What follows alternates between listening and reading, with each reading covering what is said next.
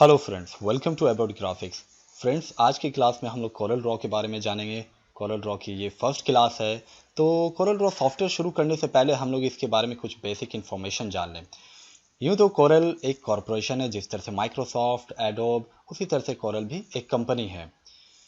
इसके अलावा ये बता दें आपको कि कोरल ड्रॉ की जो शुरुआत हुई थी वो 1989 में हुई थी, और इसका जो फर्स्ट वर्जन था वो 1.0। इसके बाद से time to time version change होते गए, और अभी जो लेटेस्ट वर्जन हम लोग बेसिकली जो यूज़ हो रहा है X7, X8, X9।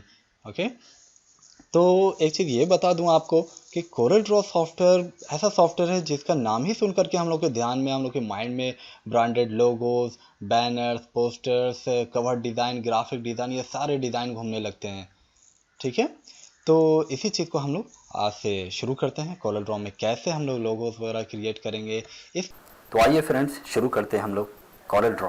ओके, सबसे पहले जब आप कोरल ड्रॉ ओपन करेंगे तो इसमें आपको इस तरह का इंटरफेस दिखेगा। इसकी स्क्रीन के बारे में जो है मैं वो बता दूं आपको। सबसे ऊपर जो दिख रहा है वो टाइटल बार है, उसके जस्ट नीचे बॉटम में जो दिख रहा है ये मेन्यू बार है, ये स्टैंडर्ड बार कहलाता है। और फ्रेंड्स इसके नीचे जो है चौथी पट्टी कह लीजिए, चौथी जो बार है ये प्रॉपर्टी बार कहलाती है। ओके, लेफ्ट साइड में जो ऑप्शन दिख रहा है ये टूल बार है। ओके, यहाँ पर आपको ये डिसाइड करना है कि आपको न्यू डॉक्यूमेंट्स, न्यू पेज पर काम करना है, या फिर टेम्पलेट्स यानी जो प्री डिफाइंड डिज़ाइन होती है बनी बनाई को वर्क करना है, या फिर कुछ रिसेंट्स वो होते हैं जो भी मैंने वर्क किया है, कुछ भी डिज़ाइन क्रिएट किया है तो उसकी 4-5 यहाँ पे एक लिस्ट शो करती रहती है कि अगर उस फाइल को आपको दोबारा एक्सेस करना है, दोबारा कुछ काम करना है तो यहाँ पर से उस फाइल को आप एक्सेस कर सकते हैं। ओके, तो न्यू फाइल लेना है तो आप यहाँ पर न्यू डॉक्यूमेंट्स देखिए। जैसे ही आप इस ऑप्शन पर क्लिक करेंगे तो यहाँ पर न्यू डॉक्यूमेंट्स का एक डायलॉग बॉक्स अपीयर हो जाएगा, जिसमें सबसे ऊपर फाइल का नाम, क्या नाम आपको शो करना है, मेंशन करना है वो आप ले लें। इसके बाद यहाँ पर दे रहा आपको कोरल ड्रॉ का मोड, यानी किस मोड में वर्क करना है, CMYK, RGB। इस मोड के बारे में मैंने फोटोशॉप में भी बताया है। ओके, फिर से मैं यहाँ पे डिस्क्राइब कर देता हूँ शॉर्ट में कि CMYK, सियान, मैजेंटा, येलो, क्रिप्टन जो मोड होते हैं, ये जब भी आप कोई डिज़ाइन प्रिंट पर्पज से बना रहे हैं तो उसमें CMYK मोड हम लोग लेंगे। ओके, बात को समझेंगे आप लोग। और जब भी कोई डिज़ाइन हम लोग विजुअल डिस्प्ले के लिए, विजुअल डिस्प्ले ऐसे डिज़ाइन को कहते हैं जिसका काम सिर्फ स्क्रीन तक रहना है। फॉर एग्जांपल किसी भी सोशल मीडियाज़ के लिए आप कोई डिज़ाइन बना रहे हैं, कोई वॉलपेपर क्रिएट कर रहे हैं, कोई ऐड बना रहे हैं, ओके, या फिर कोई लोगोज है, वेबसाइट है, वेब डिज़ाइनिंग है, ये सब क्या है, ये सब विजुअल डिस्प्ले से रिलेटेड ऑब्जेक्ट हैं। तो इसे आप लोग RGB मोड में डिज़ाइन करेंगे। ओके, और जब भी कोई प्रिंट पर्पज से डिज़ाइन करेंगे तो उसे CMYK मोड में। नेक्स्ट ऑप्शन है यहाँ पे, जैसा कि आपको दिख रहा है A4, A3, A5, ये सब पेपर साइज है, पेपर मॉडल है। यहाँ से अगर कुछ साइज आपको लेना है तो ले सकते हैं। ओके, ये उसकी विड्थ और हाइट है, यानी कि यहाँ से कस्टमाइज भी कर सकते हैं। ये इसकी यूनिट है। यूनिट में कोरल ड्रॉ में बहुत ही ज़्यादा यूनिट दिया हुआ रहता है, इंचेस, मिलीमीटर्स, यहाँ तक कि इसमें फीट और यार्ड्स वगैरह, माइल्स, सब कुछ रहता है, आपको सारे यूनिट्स मिलेंगे। Number of pages, Corel Draw में फोटोशॉप की तरह ऐसा नहीं है कि बस एक डिज़ाइन या एक फोटोग्राफ बना दिया काम खत्म हो गया, नहीं। इसमें पूरी की पूरी बुक्स और प्रोस्पेक्टस का भी काम होता है, जिसे हम लोग ब्राउचर भी कहते हैं। वो 8 पेज हो, 16 पेज हो, 2 पेज हो, 200 पेजेस हो, ठीक है। तो इस तरह से हम लोग यहाँ पर अपने ज़रूरत के हिसाब से पेज को इंसर्ट कर सकते हैं। ये तो मोड हो गया, आप समझ ही रहे हैं। और ये है DPI स्टैंड फॉर डॉट पर इंचेस। आपकी फाइल की रिजोल्यूशन क्या रखनी है, आपको याद होगा कि फोटोशॉप में भी हम लोग स्टार्टिंग में जब न्यू फाइल क्रिएट करते हैं तो वहाँ पर रिजोल्यूशन मेंशन करना होता है। रिजोल्यूशन से ये डिसाइड होता है कि जब आपकी फाइल वो रेस्टर एक्सपोर्ट हो रही है JPG वगैरह में, तो उसकी रिजोल्यूशन यानी कि उसमें कितना नंबर ऑफ पिक्सल होगा। ओके, रिजोल्यूशन इसी बात को डिसाइड करता है कि आपके रेस्टर इमेज में कितनी नंबर ऑफ पिक्सल होंगे। तो जितना ज़्यादा रिजोल्यूशन होगा आपकी पिक्चर की क्वालिटी उतनी ही ज़्यादा फाइन होगी, और जितना कम रिजोल्यूशन होगा उतना ही डल होगा।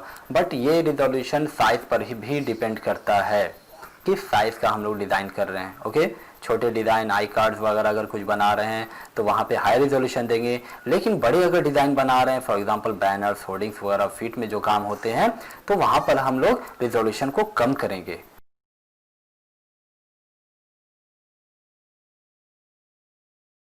खैर ये आगे हम लोग समझेंगे और डिटेल से। वेल तो यहाँ पर आप ओके कर दें।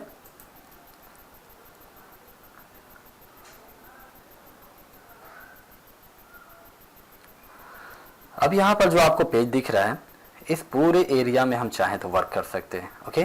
बट कोरल ड्रॉ की ये जो साइड आपको दिख रही है, ये कहलाती है ड्राइंग एरिया, ओके, या फिर इसे रफ एरिया भी कह सकते हैं।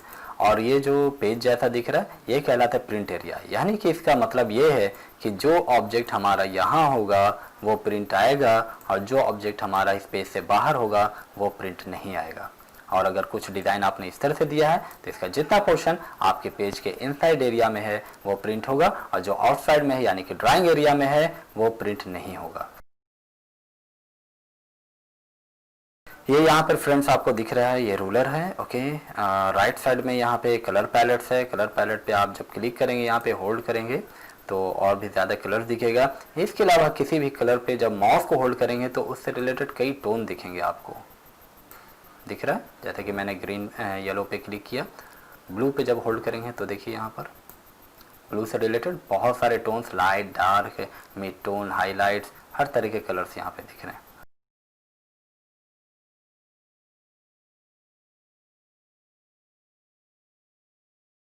बॉटम में जो बार दिख रही है आपको, ये पेज टैब है। यहाँ प्लस करके हम लोग और पेज को बढ़ा भी सकते हैं, ओके। ये स्क्रॉल बार है, हॉरिजॉन्टल स्क्रॉल बार, ये स्टेटस बार है। वेल तो सबसे पहले हम लोग यहाँ पर पिक टूल का यूज़ देखेंगे। कोरल ड्रॉ में हम लोग एक एक दो टूल्स करके सारे टूल्स को क्लियर करेंगे। उसके बाद फिर हम लोग ऑप्शन में जाएंगे, जो भी इसमें ऑप्शन है मेन्यू बार्स वगैरह में, और फिर हम लोग डिज़ाइनिंग पे आएंगे। तो इस पिक टूल को समझने के लिए पहले हम लोग यहाँ से कुछ भी बेसिक शेप ले लेते हैं। देखिए जैसा कि हमने यहाँ पर इसे सिंपल ड्रैग कर दिया है तो ये एक रेक्टेंगल बन गया। बट अगर इसे हमें स्क्वायर बनाना हो तो यहाँ से आप कंट्रोल की होल्ड कर लेंगे, देन ड्रैग। कंट्रोल की होल्ड करने पर जब माउस हम लोग ड्रैग करते हैं तो वो स्क्वायर बनेगा। उसी तरह से जैसे कि यहाँ पे ओवल आपको दिख रहा है, विदाउट कंट्रोल ये ओवल यानी कि अंडाकार शेप बनेगा, और जब हम लोग कंट्रोल के साथ इसे ड्रैग करेंगे तो ये सर्किल ड्रॉ करेगा, ओके। और एक चीज़ मैं यहाँ पे बता दूं आप लोगों को कि इसमें फोटोशॉप की तरह ट्रांसफॉर्म करना ज़्यादा मुश्किल नहीं है, क्योंकि उसमें कंट्रोल टी करना होता था। यहाँ सिंपल किसी भी ऑब्जेक्ट पे जब आप क्लिक करते हैं तो ट्रांसफॉर्मेशन ऑप्शन एक्टिव हो जाता है। जैसे कि इसमें देख लेते हैं हम लोग क्या क्या ऑप्शन कर सकते हैं। माउस को जब आप स्क्रॉल अप करेंगे तो ये जूम इन होगा, और स्क्रॉल डाउन करेंगे तो जूम आउट हो जाएगा। इसके अलावा आप यहाँ से और भी ऑप्शन है, F4 है, इसके अलावा शिफ्ट F2 है, जिससे कि सिलेक्टेड ऑब्जेक्ट को आप जूम कर सकते हैं। जब जूमिंग ऑप्शन में हम लोग आएंगे तो इसे और डिटेल से समझेंगे। F3 से हम लोग जूम आउट कर सकते हैं। वेल तो यहाँ पर हम लोग देख लेते हैं, ये इस नोट पर जब माउस को लाएंगे तो हॉरिजॉन्टल इसके साइज को हम लोग कम और बेश कर सकते हैं। इसी तरह से वर्टिकल के लिए यहाँ से कॉर्नर पे जब माउस को लाएंगे तो यहाँ से डायगोनल हम लोग इसके साइज को, जिसमें कि हाइट और विड्थ आप देख रहे हैं, ध्यान दे रहे हैं कि दोनों ही चीज़ को हम लोग कंट्रोल कर पा रहे हैं। इसे कहते हैं स्केल करना, ओके, स्केल। इसके अलावा ऑब्जेक्ट को किसी भी जगह चाहे तो हम लोग मूव कर सकते हैं, इसकी पोजीशन चेंज कर सकते हैं। और रही बात रोटेशन की, तो रोटेशन को आपको एक क्लिक, सिंगल क्लिक और करना होगा। किसी भी ऑब्जेक्ट को सिलेक्ट करने के बाद एक और सिंगल क्लिक, ओके। फिर आप इसके कॉर्नर पे माउस को लाएं और आप देख रहे हैं कि 360 डिग्री एंगल, बिल्कुल चारों तरफ इस ऑब्जेक्ट को आप आसानी से रोटेट कर पा रहे हैं।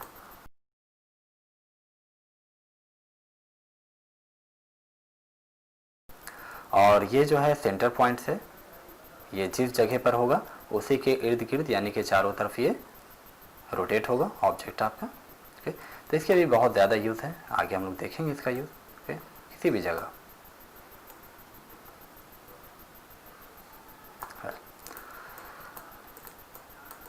नेक्स्ट ऑप्शन है यहाँ पे इसी में स्क्यू।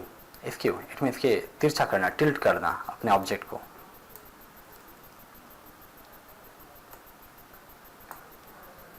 देख रहे हैं किस तरह से हम लोगों ने इसे कर्व कर दिया। तो ये सब ऑप्शन इस तरह से यहाँ पे डिज़ाइन वगैरह करना बहुत ही आसान है, ओके। और यहाँ पर मैं ये बता दूँ कि कितने ऑप्शन हम लोगों ने देखा।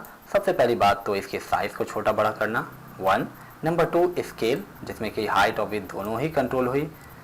नंबर 3 पोजीशन, किसी ऑब्जेक्ट को एक जगह से दूसरी जगह मूव करना, ये सारे काम पिक टूल से हो रहे हैं। ओके, इसके अलावा जब हम लोगों ने डबल क्लिक किया तो यहाँ से हम लोगों ने रोटेशन भी किया, अपने ऑब्जेक्ट को रोटेट करके देखा। और पांचवा ऑप्शन ये रहा कि यहाँ पर स्क्यू ऑप्शन आ गया, जिससे कि हम लोग अपने ऑब्जेक्ट को स्क्यू कर पा रहे हैं। ओके, यहाँ पर मैं आप लोगों को कुछ कॉपी पेस्ट के शॉर्टकट ट्रिक बताना चाहता हूँ। जैसा कि कंट्रोल सी कंट्रोल वी तो कॉमन सी बात है, ये तो हर जगह हर सॉफ्टवेयर में होता है, आप लोग को पता है ही है। ये ऑब्जेक्ट 2 हो गए, बट यहाँ पर ये है कि अगर आप प्लस कर देते हैं अपने ऑब्जेक्ट को, सिंपल नंबर पैड पे जो प्लस की होता है, तो भी आपका ऑब्जेक्ट वहाँ पर कॉपी हो जाएगा। कुछ भी नहीं, कंट्रोल सी कंट्रोल वी करने की ज़रूरत नहीं है। आप जितनी बार प्लस करते जाएंगे आपका उतना ऑब्जेक्ट यहाँ पर कॉपी हो जाएगा। तो आई बात समझ में?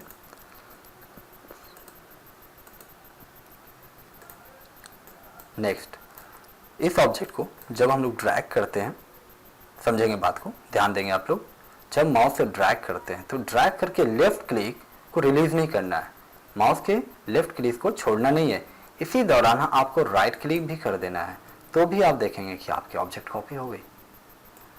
देखिए, एक से ज़्यादा ऑब्जेक्ट सेलेक्ट करने के लिए माउस को इस तरह से ड्रैग करेंगे, ऐसा कि उसके अंदर उसके घेरे में जो सिलेक्शन बन रही डॉटेड लाइन आपको दिख रहा होगा, इसमें वो ऑब्जेक्ट आ जाए, तो उससे वो सारे ऑब्जेक्ट सिलेक्ट हो जाएंगे। और जब इसे हम लोग ड्रैग करेंगे इस तरह से, और then right click, left click को रिलीज नहीं करना है, छोड़ना नहीं है, इसी दौरान राइट क्लिक भी आपको कर देना है, तो देखिए वो ऑब्जेक्ट कॉपी हो गई। ओके, और इसी तरह से जब किसी ऑब्जेक्ट को हम लोग कहीं कोई पोजीशन देते हैं, और कंट्रोल डी एक ऑप्शन है कॉलर ड्रॉ में, जिससे कि वो ऑब्जेक्ट डुप्लीकेट होती चली जाती है।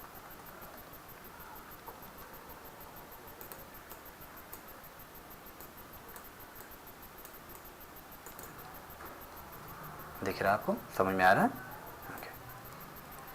तो इस तरह से ज़रूरी नहीं कि सिर्फ पोजीशन, अगर हम लोग किसी ऑब्जेक्ट को सिंपल इसके सेंटर पॉइंट को यहाँ ले आते हैं, अब इसे यहाँ पे कॉपी कर लेते हैं, देन कंट्रोल डी, वाह। तो देख रहे हैं किस तरह से कंट्रोल डी यानी डुप्लीकेट, एक तरह से कह सकते हैं रिपीट। इसमें होता क्या है, ऑब्जेक्ट कॉपी तो डुप्लीकेट तो होती ही है, साथ ही साथ आपके लास्ट ऑब्जेक्ट के ट्रांसफॉर्मेशन को भी ये फॉलो करता है कि आपने किस एंगल पे कितनी पोजीशन पे उस ऑब्जेक्ट को रखा है, उसको फॉलो करते हुए वो कॉपी डुप्लीकेट हो जाती है। तो इस तरह से ये सब ऑब्जेक्ट वगैरह लोगो वगैरह क्रिएट करना बहुत आसान है, बहुत ही ईजी है। ओके, तो देखते हैं फ्रेंड्स हम लोग next second tool, pick tool के बाद जो है यहाँ पर शेप टूल दिया गया है। इसके तो बहुत ही ज़्यादा यूज़ हैं, बल्कि मैं तो ये कहता हूँ ये कॉलर ड्रॉ का मास्टर टूल है। ओके, शेप टूल सिंपल सी बात है, यहाँ पर किसी भी ऑब्जेक्ट पे जब हम लोग शेप टूल से ड्रैग करते हैं तो रेक्टेंगल में क्या हो रहा है आप लोग को दिख रहा है, इसके कॉर्नर राउंडेड हो गए।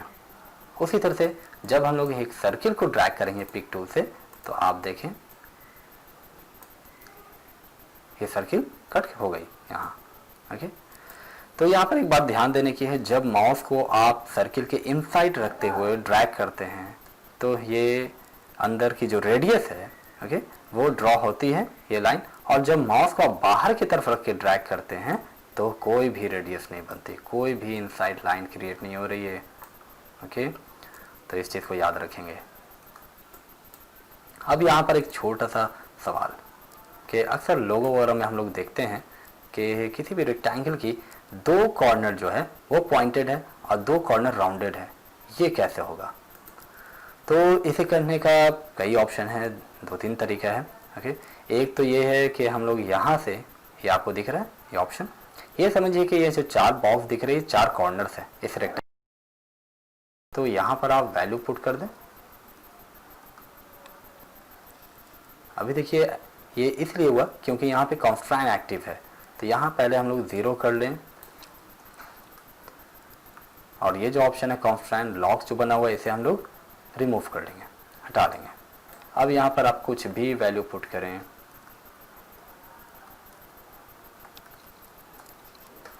तो फ्रेंड्स ऐसा इस तरह का डिज़ाइन तो आप देखते ही होंगे इस तरह का पैच वगैरह बहुत जगह पे होता है कुछ ऑफ़र वगैरह लिखने के लिए। तो यहाँ से हम लोगों ने क्या किया है, 2 बॉक्स में जिसमें वैल्यू दिया है वो राउंडेड हो गई और जिसमें नहीं दिया है वो नहीं हुई है। इसके अलावा एक और तरीका है जो कि मैनुअल कह सकते हैं इसे। तो शिफ्ट के साथ हम लोग इस नोड को, ये चारों नोड अभी आपको सिलेक्टेड दिख रहा है, शिफ्ट की होल्ड करेंगे देन क्लिक वंस। तो ये देखिए ये दोनों नोड जो है वो डिसेलेक्ट हो गई और ये दोनों नोड अभी सिलेक्टेड है। इसे आप ड्रैग कर लें, देखिए जितनी आपकी ज़रूरत हो। ओके, तो ये भी एक ऑप्शन है, इसे भी आप लोग याद रखें।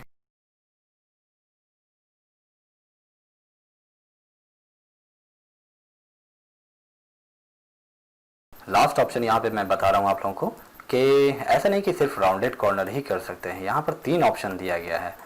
और लेकिन यहाँ पर आप लोग ये ध्यान देंगे कि ओल्ड वर्जन में हो सकता है ये आपको ना मिले, 4LX 4X5 में ये ऑप्शन ना दिखे, X6 7 8 इन सब में है दिया गया है। ओके, तो यहाँ पे कुछ भी ऑप्शन आप पुट कर दें। बहुत ज़्यादा हो गया है, थोड़ा कम ले लेते हैं हम लोग। तो देख रहे हैं किस तरह से फ्रेंड्स यहाँ पे कट्स हो गया है। ओके, तो इस तरह से जब हम लोग कुछ भी बॉर्डर्स वगैरह क्रिएट करना हो तो आसानी से यहाँ पे ड्रॉ किया जा सकता है। और जो भी कलर पुट करना है, shift page down, send behind. Okay,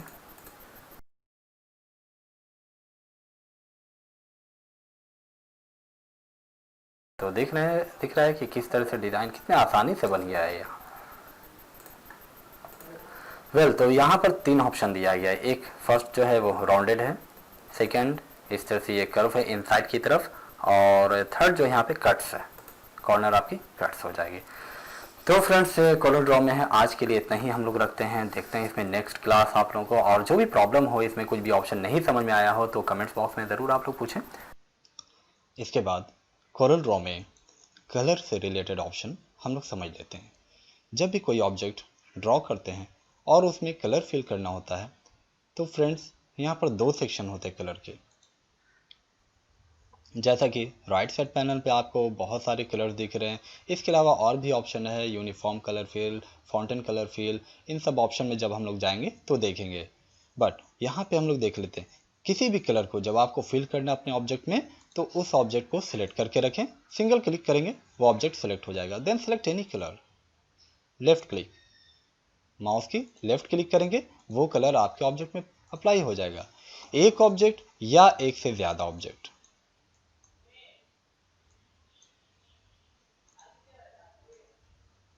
अगर आपने इस तरह से मल्टीपल ऑब्जेक्ट सेलेक्ट करके रखा है और जब कलर फिल करेंगे तो सभी में अप्लाई हो जाएगा। बट यहाँ पर अगर आप ये चाहते हैं कि ये 3 ऑब्जेक्ट्स है, इसमें और इस ऑब्जेक्ट में, इन दोनों में सेम कलर अप्लाई है, तो फ्रेंड्स यहाँ पे मल्टीपल सिलेक्शन के लिए आपको शिफ्ट की यूज़ करना पड़ेगा। Then fill colour. तो यहाँ पे मैं बता दूं आप लोगों को कि 2 कलर्स होते हैं, एक फिल कलर, एक आउटलाइन कलर। तो लेफ्ट क्लिक जब आप कलर पर करेंगे तो वो फिल कलर होगा, यानी इनसाइड एरिया मिलेगा। और अगर आउटलाइन कलर चाहिए आपको तो उसके लिए आपको राइट क्लिक करना होगा, जैसा कि आपको दिख रहा है यहाँ पर। इसकी जो है आउटलाइन कलर चेंज हो गई है। और इसकी थिकनेस, अगर आउटलाइन की थिकनेस आपको बढ़ानी है तो यहाँ से ऊपर प्रॉपर्टीज़ में जाएंगे और जो भी जितने भी mm की लाइन आपको अप्लाई करनी है कर सकते हैं, नो प्रॉब्लम।